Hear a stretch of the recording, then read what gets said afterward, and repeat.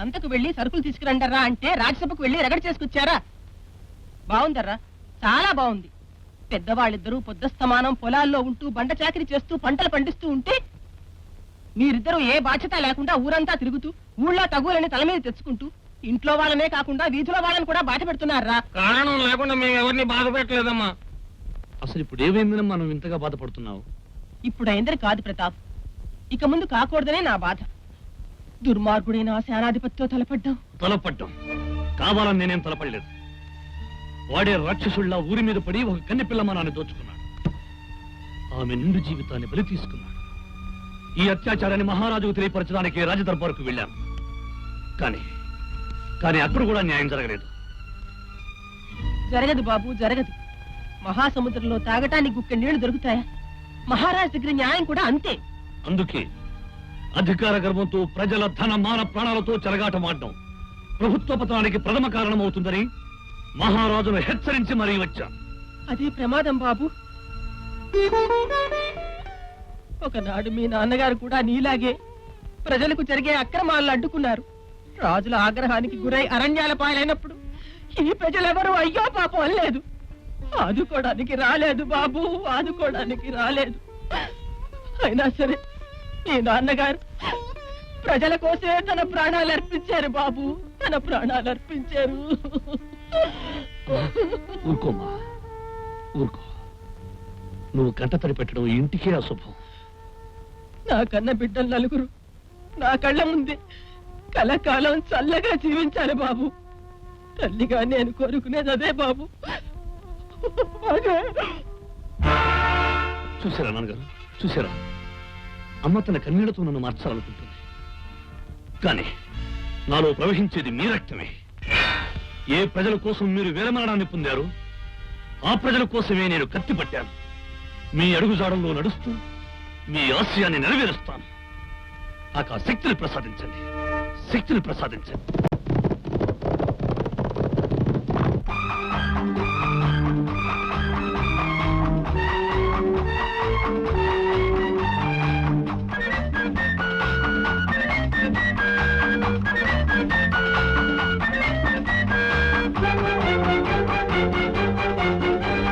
చిరు చిగురుల వగరుల పొగరుల వాసంతి వచ్చిందిలే. వయసుకు బిగువులు మనసుకు తగువులు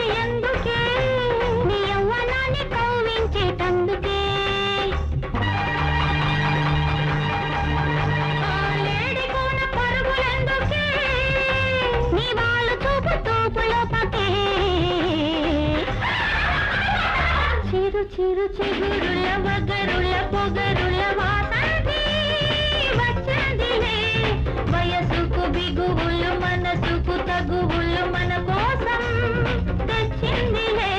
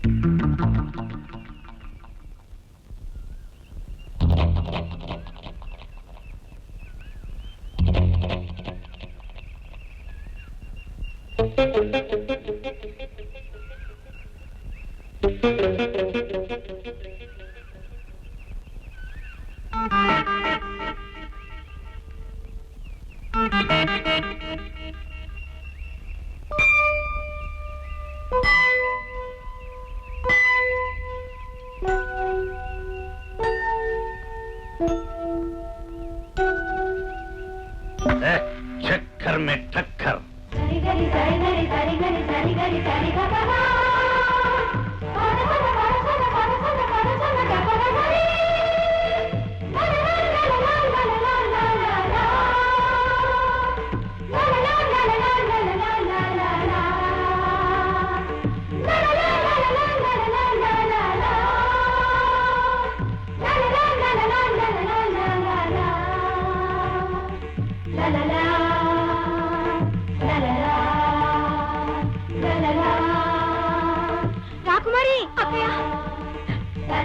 ఎంత గండం గడిచిందమ్మా.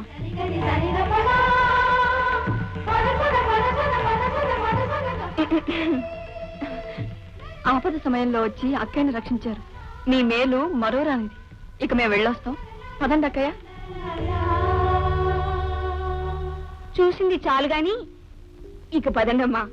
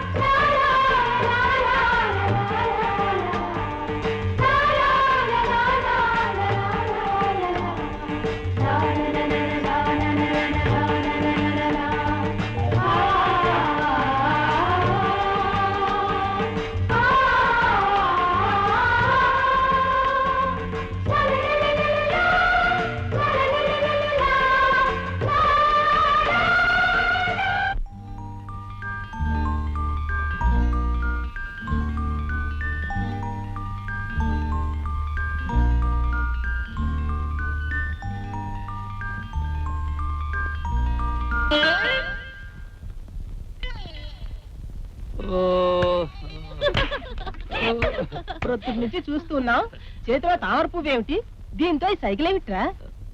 నిన్న సాయంత్రం నదిలో కొట్టుకుపోతున్న రాకుమారిని రక్షించానమ్మా. ఆమె నా వైపు చిరునవ్వుతూ చిలిపిగా చూస్తూ ఇలాగే సైగలు చేస్తూ ఈ తామర పుష్పాన్ని నా మీదకి విసిరిపోయిందమ్మా. మరి ఆ సైకిల్కి అర్థం తెలుసుకున్నావా? తెలుసుకోవాలనే అప్పటి నుంచి ఆలోచిస్తున్నాను పెద్దదిన, కానీ ఆ సైకిల్కి అర్థం తెలియడం లేదు. పోనీ మీరైనా చెప్పరు? మాకేం తెలుసు, అత్తయ్యకి తెలిసేమో అడుగు. అమ్మా అమ్మా అమ్మా అమ్మా నువ్వైనా చెప్పమ్మా.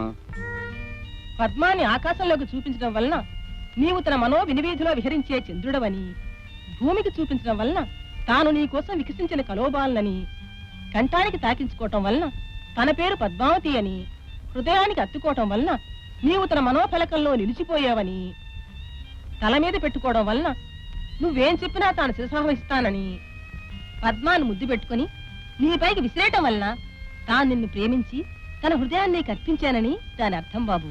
టక్కర్ బె టక్కర్. అయితే రాకుమారి నన్ను నిజంగానే ప్రేమించేసిందన్నమాట. ప్రేమించింది. అయినా నీ ప్రేమ ఫలించదు ప్రతాప్.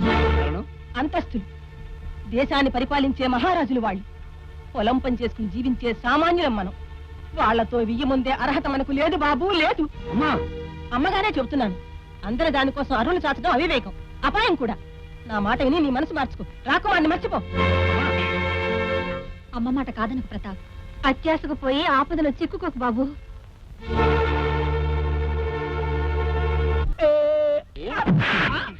స్వామి చాలురా, మళ్ళీ ఇదంతే నొప్పి వచ్చారు.